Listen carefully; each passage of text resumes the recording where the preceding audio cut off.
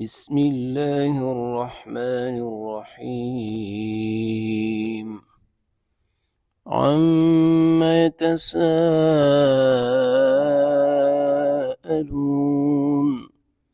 عن النبأ العظيم الذي هم فيه مختلفون كلا سيعلمون ثم كلا سيعلمون ألم نجعل الأرض مهادا والجبال أوتادا وخلقناكم أزواجا وجعلنا نومكم سباتا وجعلنا الليل لباسا وجعلنا النهار معاشا وبنينا فوقكم سبعا شدادا وجعلنا سراجا وهاجا وأنزلنا من المعصرات ماء ثجاجا لنخرج به حبا ونباتا وجنات ألفافا إن يوم الفصل كان ميقاتا يوم ينفخ في الصور فتأتون أفواجا وفتحت السماء فكانت أبوابا وسيرت الجبال فكانت سرابا إن جهنم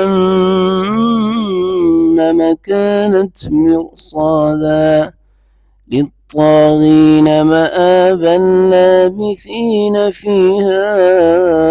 أحقابا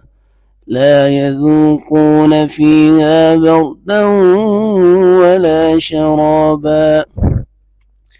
إلا حميما وغساقا جزاء وفاقا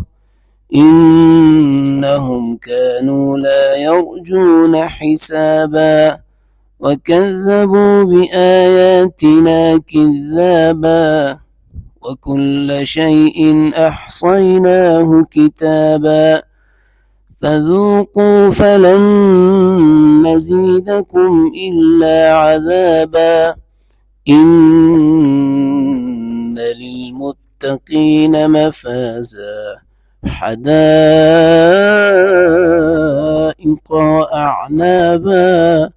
وكواعب أترابا وكأسا دهاقا لا يسمعون فيها لغوا